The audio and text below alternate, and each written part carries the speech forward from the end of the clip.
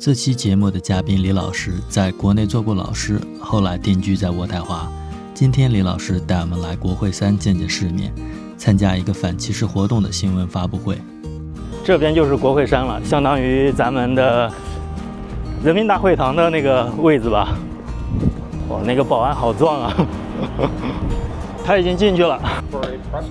Yeah。啊，早上好。咱离开。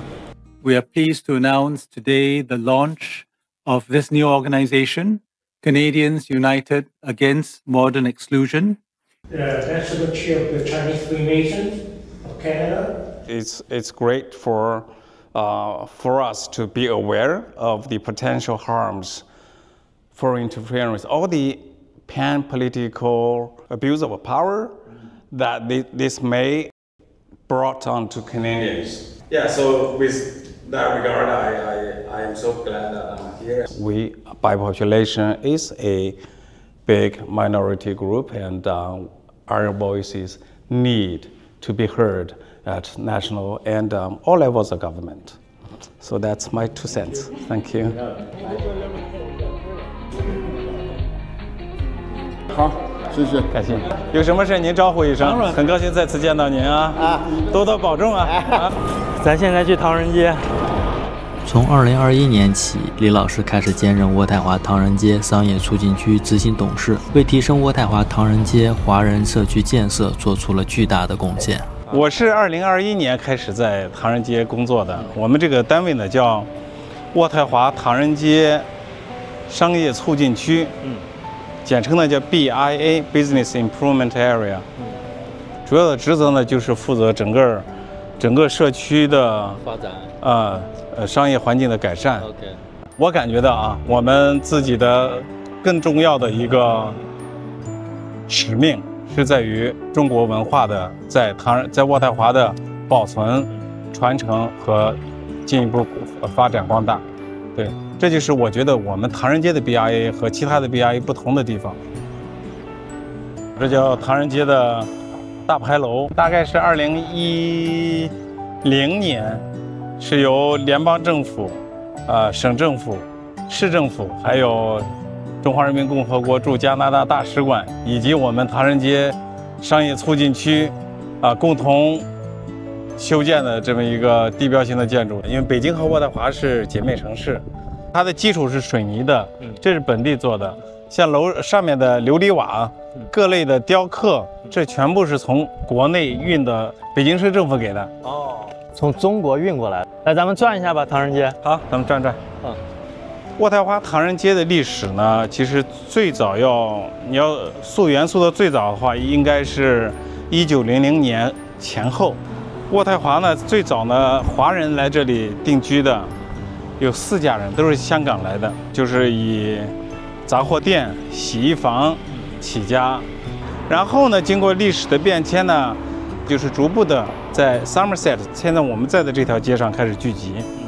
这边是不是新弄了一个铁路工人的雕塑，对吧？我们一直没找到，你知道在哪儿位置吗？我知道，是我装了呀。是您参与的是吧？对，咱们可以往那边走。好，这个建筑呢叫做华裔加拿大铁路工人纪念雕塑，是由我们 BIA 商业促进区从联邦政府要的资金建起来的，这是非常新，6月23号才正式揭幕的。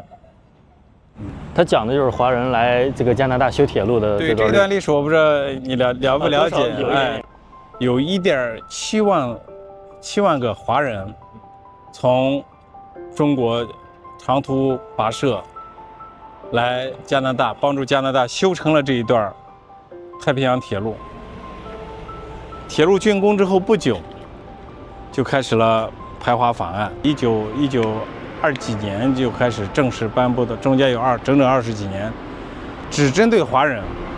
一个华人你要从加拿大以外来到加拿大，要收500块钱的人头税。对，这500块钱是什么意思呢？相当于一个壮年劳力两年多的全年的工资，不吃不喝啊，2年多的工资才能达到这个数。明面上的，从法律层面搞歧视的这种现象，在当代加拿大基本上已经不太存在了，很少见了。但是要是说我们要提到有没有民间的非正式的，还有一些被我称之为隐形的歧视的一些语言、一些规定有没有呢？我想或多或少还是有一些的啊。像今天早上2位参议员召开的这个新成立的这个反歧视和现代排斥的这个新组织，就是在这个意义上，就是我感觉是华人好像是这个群体开始在参政这一方面、参政意识方面在觉醒。在往年，就拿渥太华来说，我们也有不断的，几乎每一次选举都有华人面孔去参选，就是大选结果放在一边，但是有人去参选，我是觉得这就是一个非常的好的一个开端。大约是2005-06年的时候呢，渥太华唐人街才真正的被命名为 Ottawa Chinatown。对，以前都不叫 Chinatown。在这个更名的过程当中，当地是有一些包括议员，都是持反对意见的。他们认为，这就是一个多元化的社区，为什么要叫唐人街，是吧？但是呢，最终呢，市政府还是决议要把这个地方就要改成唐人街。你首先得有一个品牌，对吧？当你把唐人街的这个名字，用上之后呢，那它就成了你的身份，成了你的标识。然后游客也好，渥太华本地的居民一听，我要去唐人街，我要去中国城，那他就有了这个名字的加持呢，你就能够知道这里你会在这里期待什么，期待的是餐馆，期待是华人的文化，所以这个是非常有帮助的。那旁边的这些也是唐人街的一个特色吗？这个是加拿大的特色。我发现啊，我来唐人街也很多回了，就流浪汉喜欢聚集在这儿，是个什么原因啊？我觉得这是由于加拿大这个社会运行当中的隐性的或者叫系统性的歧视所造成的歧视。那怎么个理解方式？那么你去看全加拿大，甚至是全世界的有规模一点的唐人街，你就会发现，为什么这些个毒品都泛滥在唐人街了呢？对，是华人特别喜欢吸毒贩毒吗？显然不是的。我们从政率低，我们遇到事情我们不发声对吧？忍一忍算了，就是抱着这种心态。好，大家都不想要这个毒品注射点，往哪里放呢？好，放唐人街吧。没有人去反对。对，没有人去反对。唐人街是新移民聚集的群体，往往刚来的时候都有一个语言障碍，甚至在报警的时候都报不明白，时间一长也就慢慢放弃了，我也就不报警了。好像是，起码是从官方的数据来看，唐人街问题还不大，实际上我们的问题非常大。这就是来到加拿大特色店铺了，是吧？对。这就是你说的注射屋吗？这不是注射屋，这比注射屋还糟糕。这是干嘛的呀？这是一个所谓的安全供应点，就是所谓的更安全的毒品。这个地方的人的理念啊，他在毒品管控的理念是，毒品现在已经泛滥了，是吧？这些人都很可怜，需要帮助。他又不愿意去戒毒，那他抽多了他就要死。对。那怎么办呢？我们都不能让人死啊。那好，我政府出钱，我去提供安全的毒品给他。这听着好像是想救人，实际上造成的结果是什么呢？没人去戒毒了。所谓的这些安全供应，这些人拿到之后，出门可能就卖了。这是一个私人诊所，就是我现在走进去我说我是一个吸毒的，我需要毒品医生都不在这里。打个电话，你叫啥？OK， 你要啥？好。我就可以从他这儿，我现在进去就可以把药拿走，合法的买到毒品，合法的把毒品拿走，而且是纳税人给的，纳税人掏的钱，免费的吗？免费的，完全免费。那他这个建在唐人街上，这边的商铺没有什么意见吗？意见非常大，社区以及周边的居民也就开始反弹了，不愿意了。然后那个人是个外地的医生，他可能觉得他待不下去了，他走了。6月9号走了，结果呢，另外一个医生无缝衔接。换了个名字，又无缝衔接，所以他们现在还在继续存在。九龙超市，来，我给 Jackie 和贝贝说过了，就是咱们街上不是最近增加了警力巡逻吗？你看见那些 officer 进来，他们要是进来，你就给他们一瓶水、一块面包什么的，记个账，记到我们名下，就是表示我们社区对他的感谢嘛。其实我应该介绍一下我干啥的。我第一份工作是个老师。中间呢，在英国上学，在加拿大上学，也在公司里面工作过，也曾经从事过一段时间的，算是和朋友合伙做过一阵子外贸，那都是在国内。在2021年那个时候，疫情期间呢，我是给当时在渥太华上初中、上高中的一些未成年人，我做他们的监护人。你可以把我就理解为这个孩子的在加拿大非正式的家长，但是呢，我现在主要的精力还是在唐人街这边，尤其在我们唐人街目前面临这么多的挑战的情况下，我就觉得这不是起高调啊，而是作为一个华人来说，作为一个社区成员来说，我就感觉任务还是很艰巨的。刚才你问过我了，我日常的工作都会做什么？对，除过日常工作之外，你像我得花很大的时间看本地的一些新闻，关注当地在发生什么，这些有些社区人员，包括一些政客，关于和唐人街相关的事情，说什么话了，对吧？李老师还是一个坐拥了700亩土地的大地主。大地主李老师工作之余的爱好就是打理他那片土地。最近他打算在地上盖房子，所以他每周都会去他的地里砍树。每年9月底10月初的时候，这是我最喜欢的一条路，我喜欢来乡下，就是这个两边的树叶就会特别好看。这边还可以直接给同里加油啊？可以。国内要登记身份证呢。1块3毛7，之前有便宜过一段时间，一点点，就到了1块2毛几那会儿，就是卡尼在竞选的时候，为了收买民心，把他那个不得人心的那个碳税给取消了。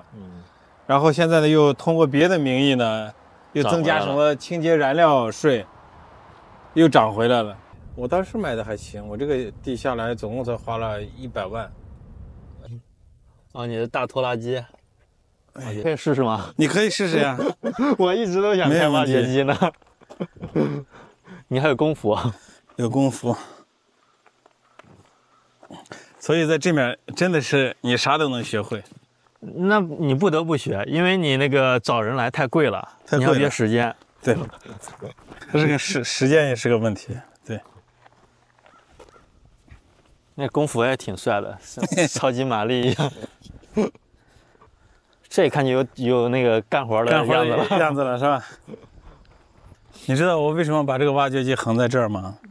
防止人进去是吧？哎，悲伤的故事从此开始。之前你跟我讲过你被偷过。前几天来了之后，我发现我工棚里面的我这几年攒下的所有的工具被一扫而空。被偷啊？被偷完了。240。你看太低了，才150啊，太低了。这树也是属于你吗？都是。我的都是我的。大地主都这么说。你这里面有厕所吗？我想小便一下。直走是吧？哪里不是厕所呢？再往那个方向走是渥太华河吗？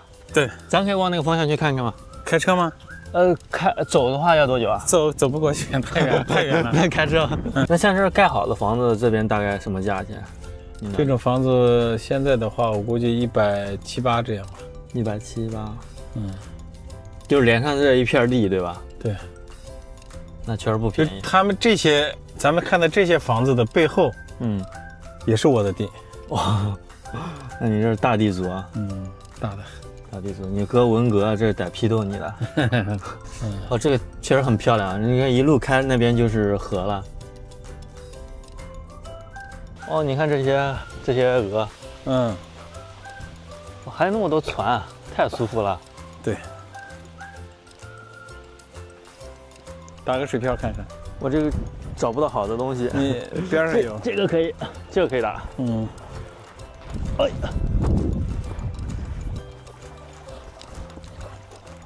哎，中国人骨子里是不是就对土地有一种渴望啊？你们觉得呢？无论是买房还是买地啊，就有这种偏执。就无论你是在中国待还是去了其他地方，你都是想买房买地，才觉得有自己的一个窝，有这种拥有感啊，继而就有了安全感。你有一块自己的地嘛，人家谁说的？我忘了谁说的，说无恒产者无恒心嘛，对吧？Frank， 你把我的车给我，你先倒回去。OK， 终于开上这个车了。我刚才一来我就看上李老师这个车了。啊，来，上来，这多有意思啊！那边有一个是抓的，然后这边是一个推的。这哪个男孩不想有一个这样的车了？李老师也是厉害，自己又学会开这个挖机了。这李老师的衣服，这我学生的工装是吧？不是学生不要了，我说这叫我干活刚好啊，不怕制造。你刚才问我当时买这块地是啥感觉？你看过那个《三体》没有？那个小说，就罗辑跟人家要的那个。我当时到这个地方的时候，差不多就这个季节，不对，比这还早一点，8月份应该是，我就看到了一个盖板的。罗辑的那个世外天堂，你看刚才咱们拐进来，周边什么人都没有，是。然后呢，一圈水，然后被树围着，我觉得这环境简直绝了。看一下您的盗窃现场，案发现场，案发现场。加拿大治安就这样，千万不要来加拿大，真的千万不要来啊！不要来加拿大。这个棚子是你自己做的还是？这是钢结构是买的啊。然后水泥地面是请别人给来浇的，基础是我挖的，树是我砍的，前面你们看见的这些东西啊，门所有东西都是我自己装的。那你这动手能力确实非常强啊！谢谢，学呗，这就是乐趣，一点一点学。好大的空间啊！这里曾经是我的台剧，被偷了，1000块钱的台剧。这里曾经是我又是1000块钱的斜切锯，还有我的船上的马达、锂电，哎，太痛心了。哦，然后你的钥匙他也给偷走了，2台小挖机的钥匙偷走了。那为啥不给你挖机开走啊？不知道，他可能人手不够吧。我算了一下，要重新买回来得7、8千块钱。你那个摄像头也是被盗之后新装的，亡羊补牢的措施。我在搞笑就说人家来了，连摄像头都给我偷走了。好专业的装备啊！装备的专业性有多么重要？这干嘛用的？这是护腿的。啊，这个重要性马上就生动的展现给你们。那天。我买了这个东西之后呢，是头一次来砍树。哦，这是电锯划的。对，你把它想象成我的腿，我要是没这东西，我的状况得多大？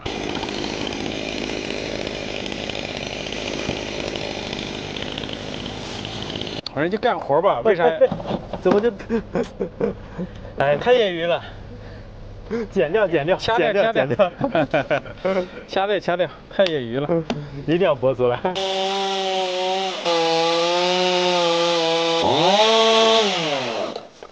看见没？啊，又卡裤子上了。卡裤子上了？对，如果你没有接触过带锯，千万不要去试这个事情啊，多可怕！看，又发生了一起安全事故，同样的位置，非常安全。而且我现在是处于一个困境，取不下来了。看，它的保护机制就是这样的，通过把这无数的绒毛缠在带锯里面，阻止了带锯的旋转。砍2次树，差点丢两条腿。就。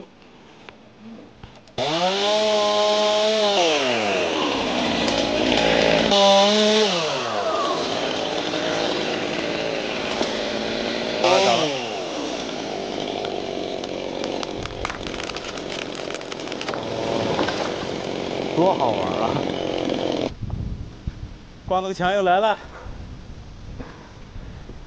哎，今年是消费了2条腿，2条腿，这条肯定妥妥的没有了。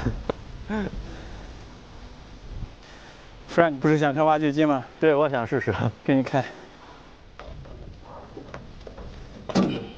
先给你介绍一下，我这可是带空调的挖掘机，还带蓝牙的，还有风扇，这么高级。这是刹车，哦，好重啊！我靠，我腿都抖。然后左右是这样翻的，你试一下，这试不会。我是往左右翻吗？你试一试，看见没？好，看到了，看到了。方向，方向盘。